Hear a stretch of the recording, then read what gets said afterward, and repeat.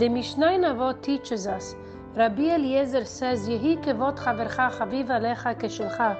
Let your fellow's honor be as dear to you as your own. Ve'al tehi noach likos, and do not anger easily. Rabbi Eliezer is teaching two things. One is to be sensitive to another person's honor, and two, not to quickly lose your temper.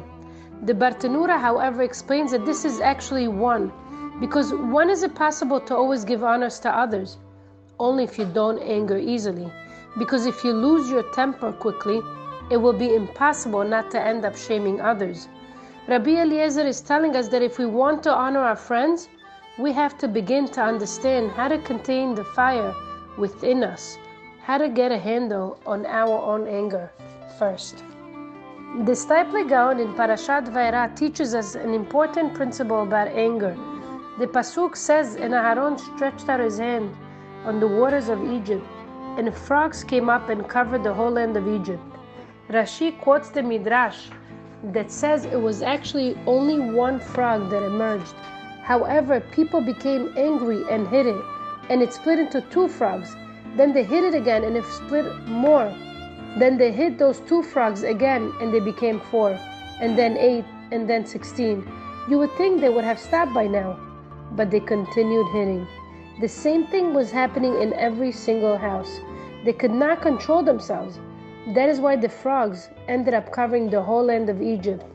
Couldn't they just control themselves? Didn't they realize what was happening? No. That is what anger is all about. Anger is about losing control. You lose your ability to think rationally and continue doing things that are harmful. And not only are those outbursts harmful to others, but they're also harmful to yourself. We must learn to take it easy. Many times we react with words or deeds so quickly that by the time we realize what we have done, harm has already transpired. Years ago, there was a rabbi who performed a Brit Milah in a shul that was only 5 houses away from the grandparents where they lived. As he was starting the Brit Milah, he realized that there was no wine.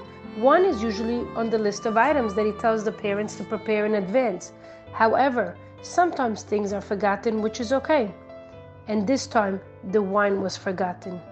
When he asked the father of the baby where the wine was, he became so mad at his brother-in-law, which he asked him to bring the wine. He turned to his brother-in-law and he said, "It's all your fault. Why didn't you bring the wine?" He was yelling at him. He said, "Go quickly to my father-in-law's home and bring the wine." "I don't know where he keeps the wine," he told him. "It's in the basement by the door. Just go quickly and bring it." He rushed and he went to the basement.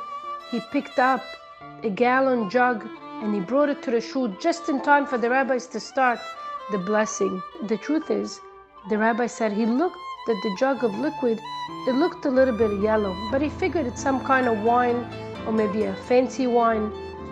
One of the rabbis made the blessing, and then when he finished, he handed the kiddush cup over to the father to drink. The father drank from the kiddush cup and he spit it out screaming, "What is this? This is not wine. This is motor oil." His father-in-law had stored motor oil in an empty wine bottle. Oh, what a mess. This is an example. If a person rushes into things, he is going to regret it. There was a story of a man that drives a cement truck as a job, and he has a private house, he has a driveway, and he has a big sign, "Do not block my driveway." And every time someone comes, he blocks a little bit, he honks, and he screams at them. This is a true story that happened many years ago. The man comes out of his house at 8 p.m. and he sees what? A car not only blocking his driveway, but also parked inside the driveway. And this man gets fumes coming out of his nose. He said, "I'm going to teach this guy a lesson." Since he works with a cement truck, he reverses his truck and pours out cement all over this beautiful brand new car that's parked in his driveway. He takes the shovel and he cracks all the windows from the sides. Now the car is covered with cement, and now he feels good that he smashed all the windows also. He says, "I'm getting this guy really good this time. He's never going to park in my driveway again. He comes home, he opens the door, everything is dark. He opens the light and the room was full of 300 people screaming, "Surprise!" He said, "What happened?" They told him, "Daddy, you forgot it's your anniversary. You're married for 30 years. And we got you the car of your dreams. We're chipping in for many, many years to get the car. This is the car you always wanted and it's parked in your driveway." Uh-oh. This is what anger does to a person. We need to work on staying away from it as much as we can.